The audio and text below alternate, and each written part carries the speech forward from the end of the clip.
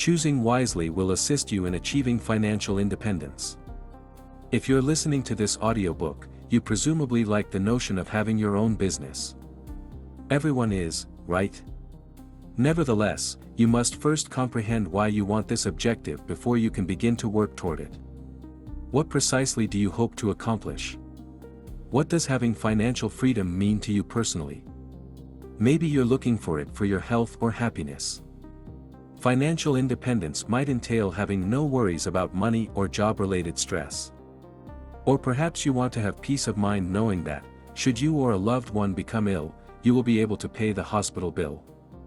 Maybe your anxiety about job security is similar to that of many others. Are you concerned that your supervisor dislikes you? Are you worried that a coworker would, figuratively, stab you in the back because you work in a competitive field? Does your position suggest that you might lose your job if the company merges? Perhaps, in general, finding a job with security doesn't seem to be as simple as it once was. You would have the freedom to work only when you wanted to, rather than because you had to. Or perhaps you are concerned about a potential recession as you observe the current situation of the world and the economy. Well, having financial independence would enable you to weather that storm.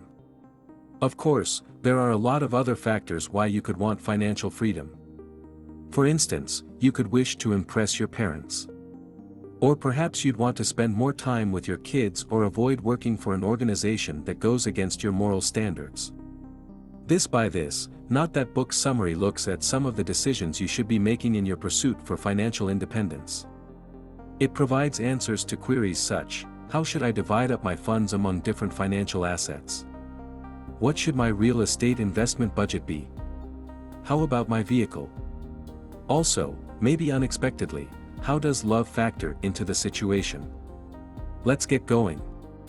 This audiobook will teach you the best way to pay off your debts, how the 30/30/3 rule for buying real estate works, and why it's important to invest in your education and your relationships.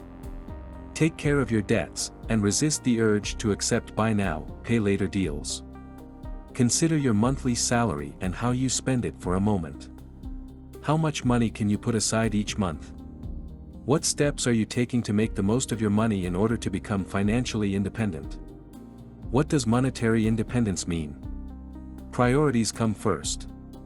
Sam Dogan says that in order to be financially independent, you must either have a net worth that is 20 times your annual gross income or have enough investments to produce enough passive income to pay your costs.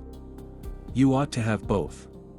How much work you're willing to put in, how much money you save and invest, and how much risk you're willing to accept will determine how quickly you become financially independent. Consider your savings once more. If you can set aside half of your post-tax income, it will be enough to cover your living expenses for a year. You can live comfortably for 2 years on 70%. And if there isn't currently a way to do that? If you save just 20%, you'll have enough money in 4 years to cover your living expenses for 1 year. The smart move is to start saving early and live modestly so that you can benefit later. If you want to be financially free, you must work, earn, save, invest, and plan. But before we can discuss investing, we must first deal with a difficult topic, debt. Many of us end up in debt by trying to live lives that we can't really afford. We are constantly being tempted to skip the hard work and go directly for the rewards via buy now pay later offers. Yet, giving in to them will guarantee that you will not become financially independent. Debt is, of course, occasionally inevitable due to catastrophes, unforeseen medical expenses, or simply being a single parent with stretched thin funds. Yet, if you're serious about achieving financial independence, consolidating debt must be your first goal. How do you begin? Cards of credit. Although some APRs reach 29.99%, the average is approximately 15%. So only use your cards for rewards and insurance, and immediately pay them off. Never, ever carry a balance forward. If you do, the credit card companies will take advantage of you. You should then address your auto loan debt. Even though your auto loan interest rate is reasonable, your car loses value every month. Observe the 1/10 rule for buying a car. In other words, don't spend more on a car than 10% of your gross annual income. After all, until you can afford to buy your swanky, new car outright, getting around in your 5-year-old hatchback with more miles on it than I want to mention won't kill you. Get your student loans paid off. Third, if you haven't attended college yet but want to get a degree, pick an economical institution. You can then repay your loan within 4 years of receiving your degree. Lastly, consider your mortgage. We'll go into this intricate topic in the following chapter. Create an investing plan that can help you achieve your financial goals. Financial independence requires a strategy, just like most other aspects of life. To increase your wealth, it's crucial to think carefully about where and when to invest your savings. Saving more money will help you become financially independent faster. Also, you should maximize your tax-advantaged retirement account contributions while simultaneously maximizing your taxable account growth. Depending on your situation and stage of life, you should invest your money in stocks, bonds, and real estate. You should also invest a modest portion of your resources as an emergency fund in risk-free assets. Later, if you want to diversify, think about investing in alternative assets including collectibles, art, wine, farming, and cryptocurrencies. Depending on your personality and age, Dogan provides 3 allocation models to take into account. A low-risk alternative is the first model, called conventional. Invest in equities, bonds, properties, and other safe investments. For individuals who don't mind working over their state's retirement age, this is fantastic. The second, new life, takes risks with more vigor. This is for those who, at the age of about 40, want to restart their lives. Think about making some alternative investments, such private equity, venture capital, or cryptocurrencies. The financial samurai, the third model, is the most aggressive. By making an investment in yourself and starting your own business, you can achieve financial independence sooner in life. In your 20s, start developing some passive income streams. And start a side business that will bring in enough cash to cover your basic living costs. Whatever model you select, you'll probably have amassed more wealth by the time you're 60 than the average individual. However, keep in mind that your financial gains are not assured. The secret is to diversify so that you can weather economic upswings and downturns. These are some fundamental guidelines. After the age of 40, avoid having more than 50% of your net worth in a single asset class. Then, once your wealth has grown, transition to capital preservation. Let's go back to real estate now and examine your possibilities in more detail. First and foremost, it's crucial to keep in mind that you're pursuing financial freedom here, so your best option might not be the nicest. The town apartment in the city might be the better option right now rather than the cottage in the countryside. Only use renting as a temporary housing solution, please. As you're determining where to live and starting your profession, it enables you to keep your options open. Yet, you should buy once you've decided that you'll stay in one spot for at least 5 years. And if you're ready, how much can you spend on your primary residence? To prevent overspending, Dogan created the 30/30/3 home buying rule. First, the monthly mortgage payment should not exceed 30% of your gross income. This is especially crucial if you have a little salary, since if you spend more, you won't have as much left over for other expenses. Second, make sure you have 30% of the home's value in liquid or semi-liquid assets preserved. It is divided into 2/3 for a down payment. Your financial reserve in case of unforeseen circumstances makes up the remaining third. Don't give in to the urge to put down less than 20% of the purchase price. In a recession, those homeowners who don't have a buffer and do this suffer the most. Third, don't spend more on your home than 3 times your gross annual revenue. Hence, if your income is $100,000, don't spend more than $30,000 on a buy. Your monthly payment will remain within your means as a result. Buying real estate in addition to your home residence is a terrific way to increase your wealth, but remember to follow the 30/30/3 rule while making the acquisition. During a recession, real estate typically does better than equities and bonds, and it gains from increased rents and property values during a strong economy. For instance, the COVID-19 pandemic had the following effects: markets crashed in March 2020, yet real estate values remained stable. Then, when things looked better, there was a surge in demand for real estate. By maximizing your career and starting a side business, you can reach financial independence sooner. Your work helps you invest when you're young, which in turn helps you earn more money and eventually achieve financial independence. The ideal job is one that pays well and you enjoy doing. Make sure you're at least well paid for your work if you can't locate a position you enjoy. You can always fit in your favorite activities on your own schedule. Build the strongest foundation you can over the first 21 years of your career. When you're in your 40s, this will then give you more possibilities. Choose a job in a wealthy area if you're just starting out in your career, and put in the effort to become skilled at something. Choose a course while you're still in college that will qualify you to work in a high-paying field. Ideally, it should pay 6 figures right out of college or within 5 years of joining. Venture capital, investment banking, strategic consulting, technology, engineering, real estate, and oil are examples of industries that accomplish this. Don't forget to take a look at the future pension plans that employers provide, particularly those in the public sector. But the competition for lucrative positions is fierce. There is probably just a 1% chance that you will be invited for an interview. You may have a 25% probability of getting the job following the interview. Apply often until you land the position you want. It's time to start your side business if you are stuck in a low-paying position or are unable to quit or change jobs. Work while others are sleeping so you can someday enjoy while others are working is Dogan's motto, which he encourages all people pursuing financial freedom to adopt. Your job is probably going to be your main source of money, so you should make the most of it by getting promoted and getting paid more. Yet if you want to hasten your path to financial independence, you also need a side business. You can have a large or little side business. Get up a little earlier to work on it before you leave for work if you prefer the mornings. If not, work on it later in the day. You may increase your productivity by nearly 700 hours a year by working 2 hours a day. Even though it's never too late to start, it's best to start your side hustle when you're young, since as you age, your energy may start to diminish. However, what can you really do?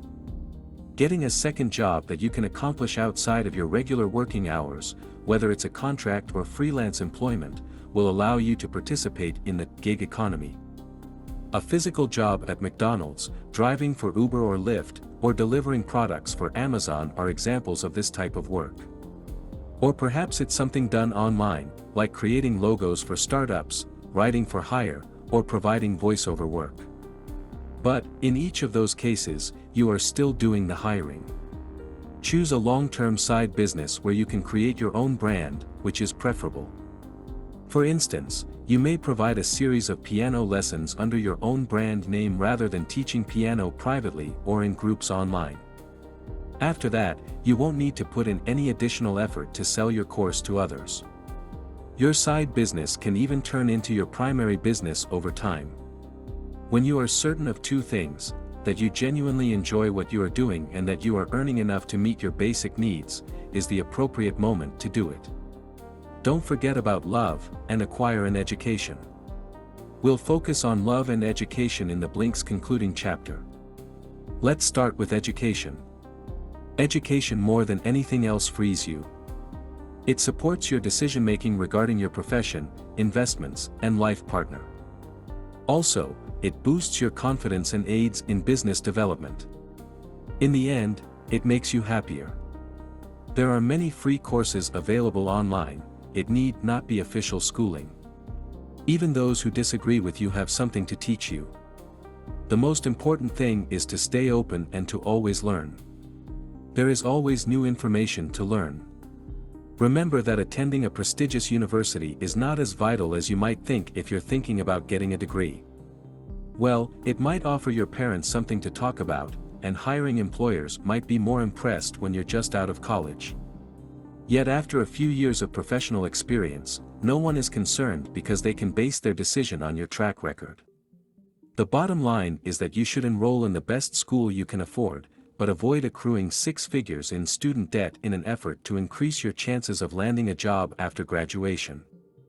Now let's talk about love. The big question is, would you rather be impoverished and in love or affluent and alone? You're not actually required to respond to it. Neither circumstance is ideal. Money is much better spent on your partner and, eventually, perhaps your children. The fact is that we require both affection and money equally. Without it, we might experience financial hardship. And if we were to have children, we would worry about our ability to provide for their future. Regrettably, it's also true that financial difficulties play a role in 36% of divorces. The good news is that you can have both love and wealth. Make finding a life companion your first goal if you're single. If you already have one, take care of it every single day. Furthermore, keep in mind that if you truly care about someone, you'll want to support them in achieving financial independence. Your next thought after falling in love can be, should we get married? From a purely financial perspective, tax and Social Security are the two factors to take into account. Cohabitation may be preferable for high earners who have a joint income of $500,000 because they may be subject to an income tax penalty.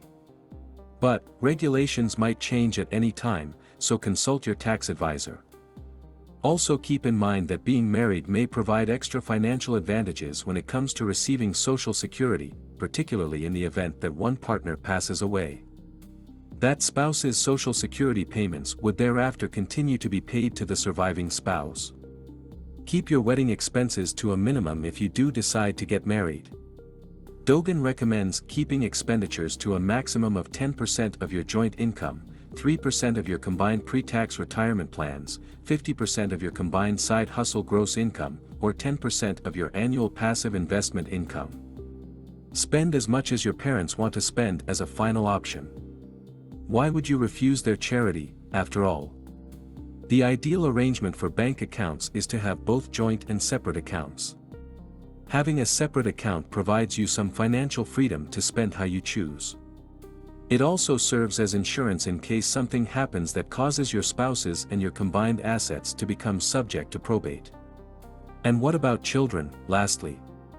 According to Dogan, having children is best done when you're both financially and emotionally secure. He estimates that, in terms of biology and economics, is a young adulthood of about 32 years. But in any event, you need to keep your finances in order, otherwise, you'll be stressed out and always anxious. Help your children financially when they reach adulthood. Charge interest instead, and give them a deadline to pay you back. You can choose to forgive the loan only after they are prepared to pay it back, not before. Let them take pride in themselves for being independent as well. The most crucial lessons to learn from this are: start by figuring out why you want to be financially independent. This will help you focus your efforts. Pay off your obligations next, starting with your credit cards. Third, keep in mind the guidelines for buying a car, 10% of your annual income maximum, and the 30/30/3 rule for buying a house, saving 30% of the purchase price for a down payment and buffer, and not spending more than 3 times your gross annual income on it. Fourth, make place for love since, without a partner to share it with, what good is wealth? Here is some additional sound counsel. Abide by the 70/30ths rule while making decisions. We frequently lack the knowledge necessary to make informed decisions. But, if we approach decision-making in terms of probability rather than binary absolutes, we not only strengthen our thinking, but also increase the likelihood that our decisions will be successful. The 70/30 philosophy is what, then? It implies that you should act if you can determine that a decision has at least a 70% chance of succeeding. At the same time, it means accepting the fact that 30% of the time, your choice will be less than ideal and you'll have to live with the results. If you follow this mindset, you will surely experience some regrets along the way, but you will also gain knowledge from them. Also, your choices will almost likely be more profitable in the long run. Thank you for listening, and best of luck to you as you pursue financial independence.